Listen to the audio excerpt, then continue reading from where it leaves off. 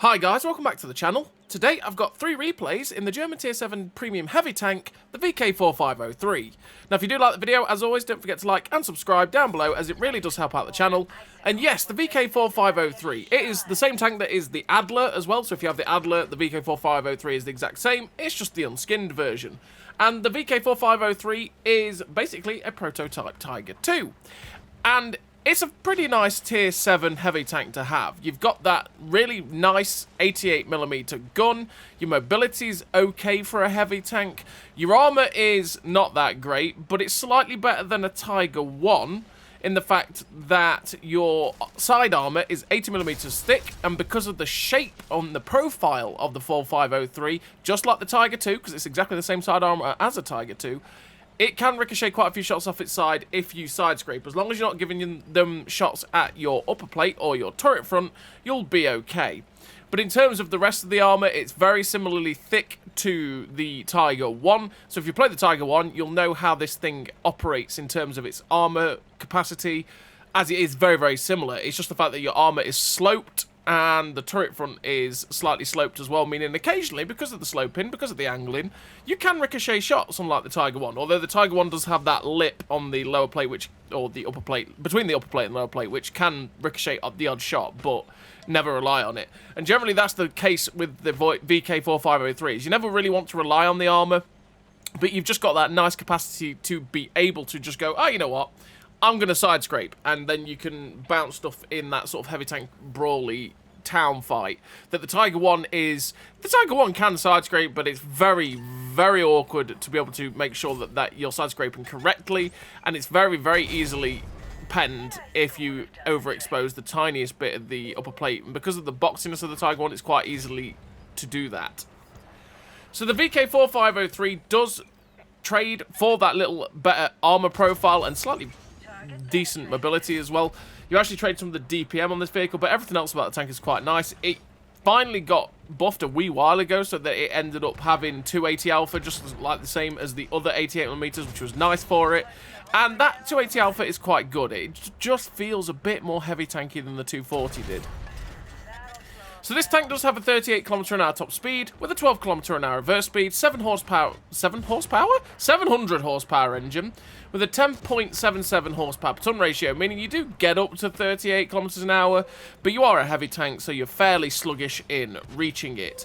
20% internal fire chance means that it suffers a similar problem to a lot of German vehicles. When it gets shot through the lower plate, you tend to get set on fire, which can be very, very awkward with this vehicle, as well as being shot in the back end tends to damage the engine and set you on fire as well, so you've got to be very, very careful of that with the VK4503.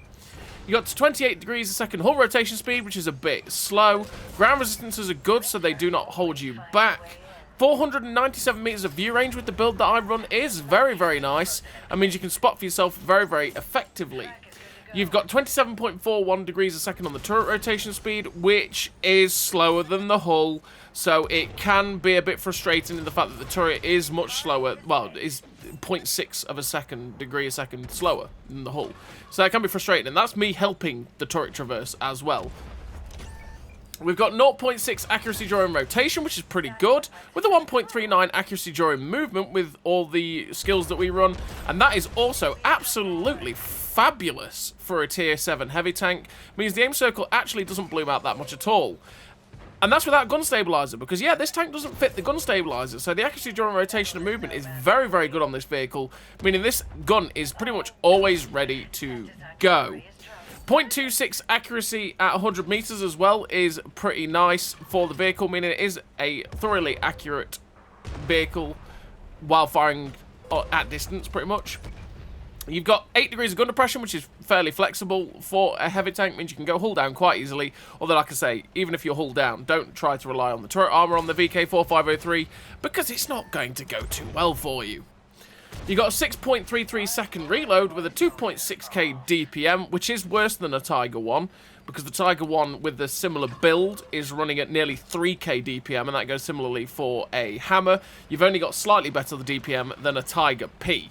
And yeah, the Tiger P's DPM is not that good. It's not a very good tank. But yeah, on the whole, the DPM's alright, and for 280 alpha, it really does hit hard. And when you get the HE rounds to hit for 44 pen, you hit for 370, which is delightful. That helps you finish off things like artillery. Or maybe low roll. Thanks, game. But yeah, you've got 203 penetration on the standard AP, with 237 penetration on the premium APCR, which is 1,000 meters a second shell velocity on the standard AP, with 1,250 meters a second shell velocity on the premium APCR. The velocity is nice on this tank, because it's just slightly above average. The general gun handling is nice, and the 280 alpha is also pretty nice on this vehicle.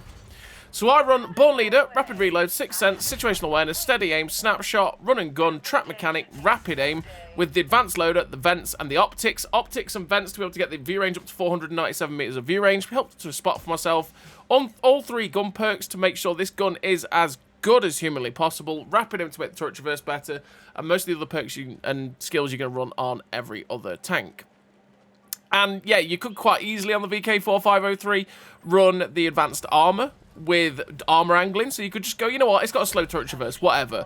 I'll run armor angling instead of rapid aim, and then I'll run advanced armor, and I'm reducing the amount of damage coming into the tank by 10%, which is a lot. And reducing the damage rolls of people by 10% is a very nice thing to do, and it's something that's quite viable with the VK4503, especially since this is a tank that you're not really going to bounce anything in, truly, unless you're in a side-scrapey position. So it could be a good thing to do, because most of the time when people are going to shoot at you, they're going to pen you, and it's going to be a pretty sad time. So you want to be that support heavy tank, just like a Tiger 1. Put yourself in positions where you're not the main focus of people's attention. You can keep shots, you can just keep using the DPM, keep the shots flying down range without taking too much of a hit. And you can also play a bit further back at range, because the gun handling on this tank is very, very nice. Just like every other tank that has the 88mm or the long 88. It's a very, very nice gun in general. So that first game you saw, we ended up with a really nice total of 3.7k in a top tier match. We had a pretty damn nice game with the ace tanker, and it just showed off the VK.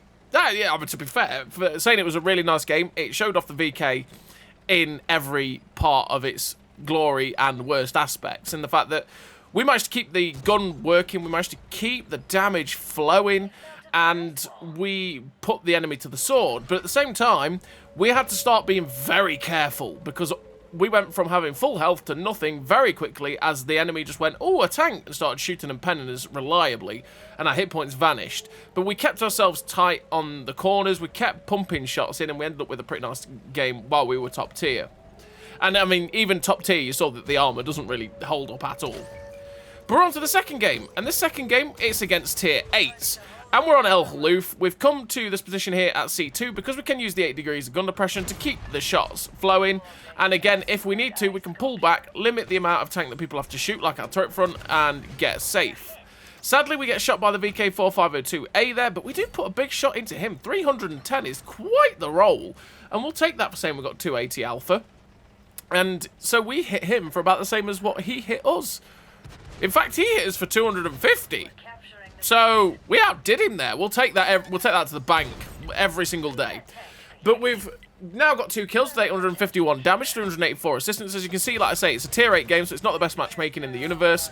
And we're going to try our best to just support our vehicles here. The Pantera's driven out, taking a hit, and he's pumping shots into the Chrysler K. So if he's taking the hit, I'm quite happy to use my DPM here to keep the shots flowing into this guy, get rid of him, as he is a pretty dangerous tank. But since he's fired and missed, I know I can kill this guy.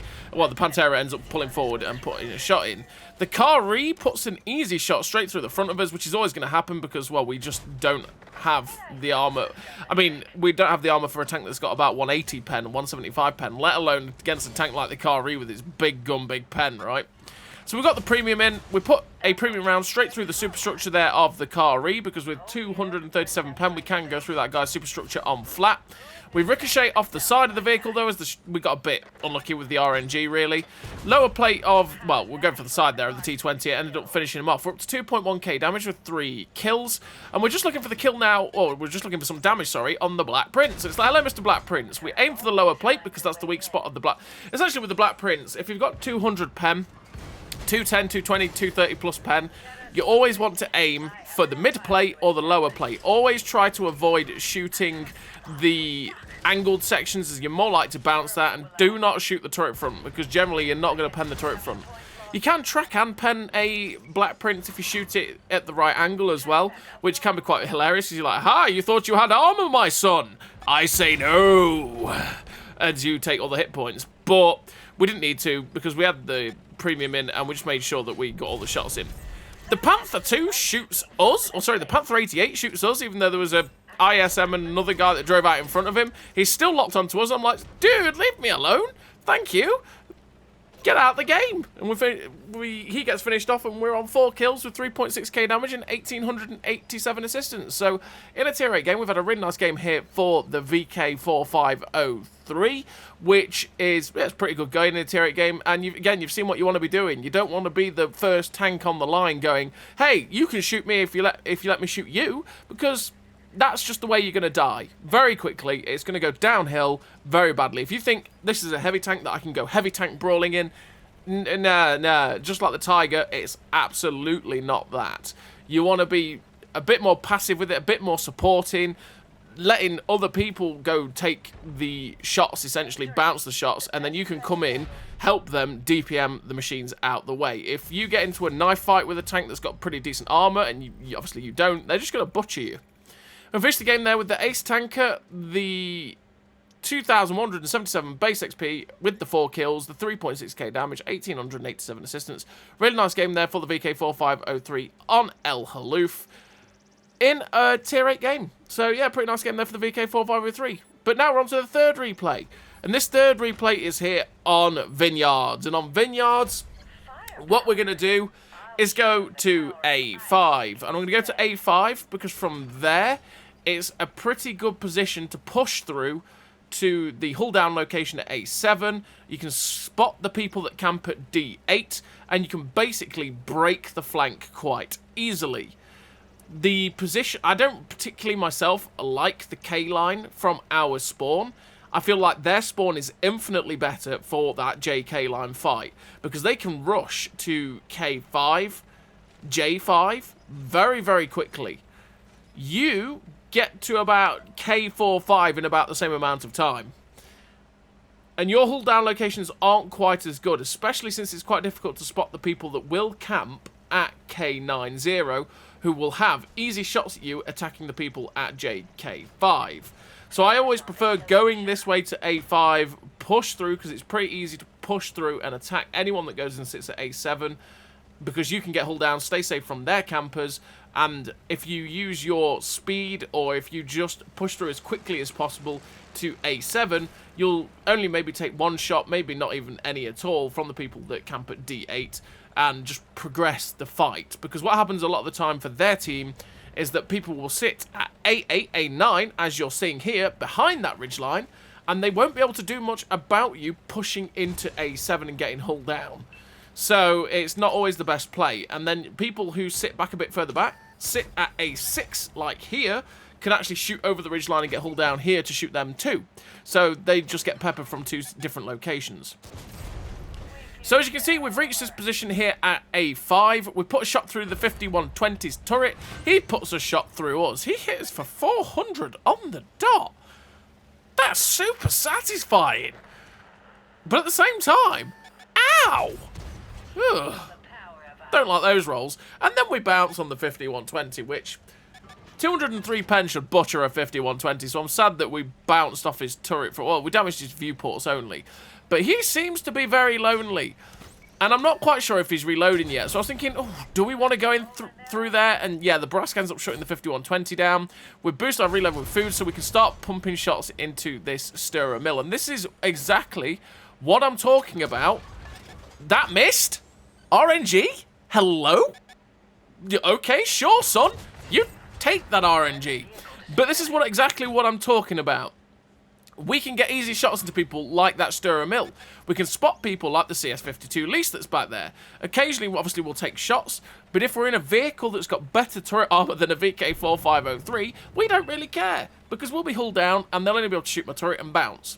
But this is the problem that they suffer, right? You're seeing it right here. There's at least 2 to 3 tanks back at A9. They did not see me push into A7. And now I'm in a very good position where I can go hull down, easily start being safe from the right-hand side and put shots into people like the 52 Lease and spot anyone that may be a bit further back at the house at A0. And this is the problem that happens. Generally, if your team is on the opposite spawn, you know, the D0 spawn, and they push this AB line, you really have to push up to the ridge at A67. You can't sit back where this Chimera is, because if you sit back there, yeah, it's not going to go too well for you. So we get a shot through the lower plate of the Chimera, because you want to aim for the lower plate / the drive wheel. The upper plate can be penned with higher pen rounds, but the angle on a Chimera's upper plate is pretty sloped. So generally, it can ricochet shots quite effectively, and you'll end up bouncing shots that you go, I really bounced that? You know, and you don't want to be risking that. So always try and aim for the lower plate. So just as I was about to go down to go after the 52 Lease, a Kampfpanzer 50T drives out, and it's like, oh boy. But we bounce off his, well, we got unlucky, we hit his turret front, really. We get a shot RBRT into the back of the Liss, and he gets shut down by the Panzerjäger, leaving just the Kampfpanzer 50T on this flank. The 50T fires heat. Heat, really? Did you really need heat? Against the VK, he ends up penning us very easily, naturally, because the heat and the APCR is, you know, always going to go straight through us every single time. We put a shot through his side as he was running away, and thankfully he missed. But the Kampfpanzer 50T is running, right? At this point in time, that 50T is running away, which means that, oh, there must not be much on this flank. It's a dead giveaway. There must not be much left over here, so we can just push.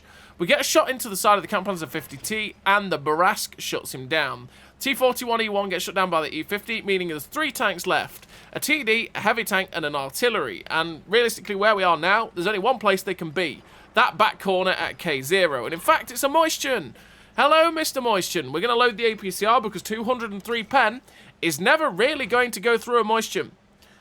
The APCR is going to struggle with a Moistion, unless we get his flat side. So we've loaded the APCR so that we're guaranteed to go through that guy when he gets lit up. And there he is. We see the artillery as well. I'm like, Piggy? That one went straight through. Did I hit the artillery or did I... Wait, who did I hit there? Did I hit the Bayer unspotted? That's what must have happened there, because I'm pretty sure we didn't hit the Mount Moisture. But oh well, Mr. Piggy, I want your bacon. I don't care about your other 2 friends. I might struggle to pen them. You, I won't pen. And I do love my bacon. And we get some shots into the M55 there as he gets shut down. Now going for the cupola of the Moisture. As you can see, the accuracy on this gun is pretty good as we hit the cupola, but it didn't pen. The Moisture gives us the start of his turret, but sadly, we didn't get any more shots in as he gets shut down. Pretty rapid fire. And finish the game with the victory. Top on the team, 3,990 damage, 1,121 assistance damage. The ace tanker, the Confederate, with that 1,914 base XP. A really nice game there for a tier 7 heavy tank in what was a very bad matchup, realistically, for us. Only a couple of tier 7s in there. So we ended up with a really nice game there for the VK4503, which, like I say, is a pretty decent tier 7 premium heavy tank. Is it the best thing since sliced bread? No. But it's a pretty solid tank. It's very capable of standing up for itself. So as always, everybody, thank you very much for watching. I'll see you next time.